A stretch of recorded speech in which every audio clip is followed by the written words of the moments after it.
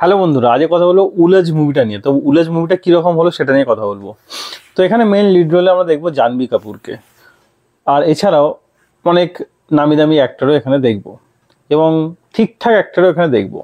তো আগে স্টোরিটা নিয়ে কথা বলবো, তারপরে নেগেটিভ পয়েন্ট পজিটিভ পয়েন্ট নিয়ে কথা বলবো। তো স্টোরিটা হচ্ছে জাহ্নবী কাপুর একটা ডেপুটি কমিশনার হয়ে লন্ডনে যায়। তো সেখানে তার সঙ্গে আজীবগরিব হারকাত হয়, মানে তাকে সে একটা ছেলেকে পছন্দ করে, কিন্তু ফাইনালি সেই ছেলেটা আইএসআই জঙ্গি হয় এবং তাকে ফাঁসিয়ে নেয় খুব ইজিলি, খুব সফটলি, খুব ইজিলি সে ফেসে যায় ছেলেটার চক্করে। মানে ভাবুন, একটা ডেপুটি কমিশনার সে একটা ছেলের চক্করে পড়ে যাচ্ছে কোথায়, লন্ডনে গিয়ে। জাস্ট ইম্যাজিন করুন। মানে একটা, যাই হোক, তারপর আরও পুরো স্টোরিটা বলি। তো সে তাকে ব্ল্যাকমেল করে যা কনফিডেন্সিয়াল তথ্য চায় সে পেয়ে যায়। জাস্ট মানে স্টোরিটা আস্তে আস্তে আগে যাচ্ছে। তো তারপর ফাইনালি তার আইএসআই জঙ্গির তার ফাইনালি মোটো থাকবে পাকিস্তানের যে প্রাইম মিনিস্টার ইন্ডিয়াতে আসবে ইন্ডিপেন্ডেন্স ডেতে, এবং তাকে মারার প্ল্যান থাকবে তার। এবং সে ইন্ডিয়া আসবে, লন্ডন থেকে সে ইন্ডিয়া আসবে, এসে তাকে পাকিস্তানি পিএমকে মারবে। কিন্তু জাহ্নবী কাপুর সে সেই অ্যাটাকটা সেখান থেকে মানে পাকিস্তানি পিএমকে বাঁচাবে এবং সেই যে আইএসআই জঙ্গি তাকে মেরে দেবে। এই হচ্ছে স্টোরি। তারপর ইন্ডিয়ান পিএম মানে ইন্ডিয়ান গভর্নমেন্ট তাকে ব্ল্যাক ক্যাটের সঙ্গে কাজ করার জন্য অফার করে। এটা হচ্ছে স্টোরি।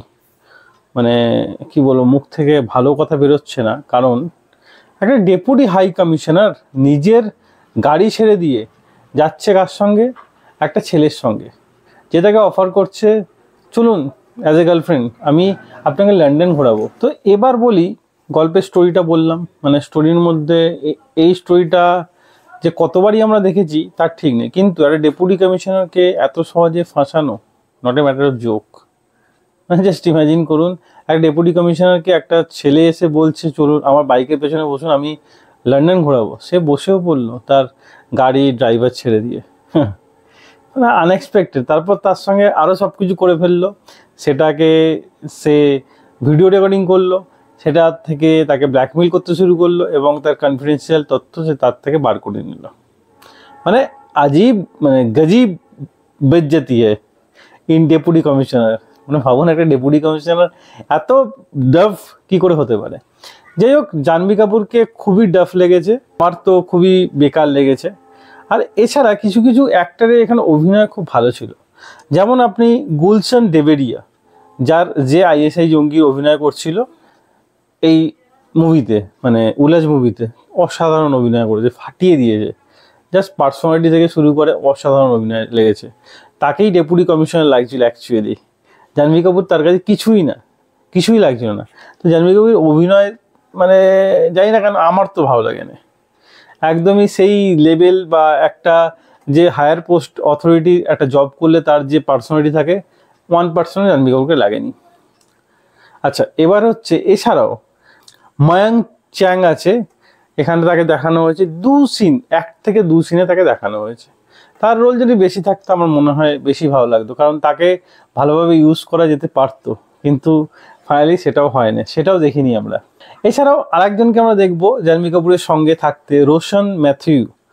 তার রোল আমার তো ভালো লেগেছে, তার অভিনয় খুব ভালো, তার অ্যাপিয়ারেন্স খুব ভালো। অ্যাজ এ জাহ্নবী কাপুরের থেকে তো আমার বেশি ভালো লেগেছে, কেন জানি না জাহ্নবী কাপুরকে। আমার তো অ্যাজ এ একটা ডেপুটি কমিশনার হিসাবে যদি ভাবি, বিগ জিরো।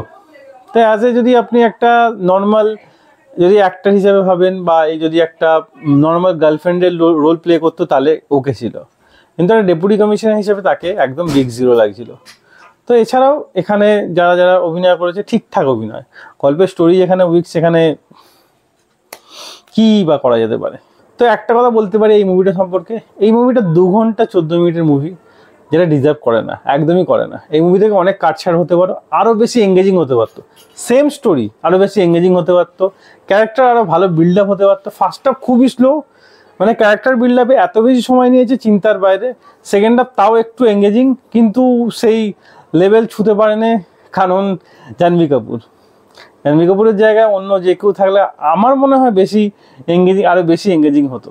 যেন একবার ট্রাই করতেই পারেন মুভিটা, একদম বোর হবেন না, কিন্তু ভাববেন যে এই স্টোরিটা অ্যাকচুয়ালি এত আমাদের সামনে বোরিং করছে কেন। আর আরো বেশি বোরিং এই মুভিটায় পাকিস্তানি অ্যাঙ্গেল জুড়ে দিয়ে এই যে স্টোরিটা দেখানো হয়, এই স্টোরির উপর আমরা কতই না মুভি দেখেছি।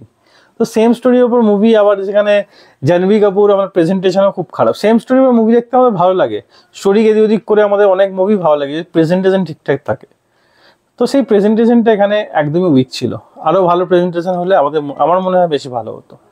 যাই হোক, মুভিটাকে আমি দিলাম 2/5 স্টার। তো একবার যদি চান একবার দেখতেই পারেন, একদম বোর হবেন না, তো ভাববেন যে কি দেখে নিলাম। যাই হোক, আজকের ভিডিও এতটাই।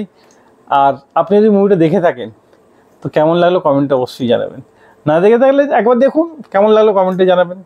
তো আজকের ভিডিও এতটাই। ভিডিও ভালো লাগলে একটা লাইক অবশ্যই দেবেন, এরকম আরও ভিডিও পেতে চ্যানেলটা সাবস্ক্রাইব করে পাশে থাকা বেল আইকনটি অবশ্যই বাজিয়ে দেবেন।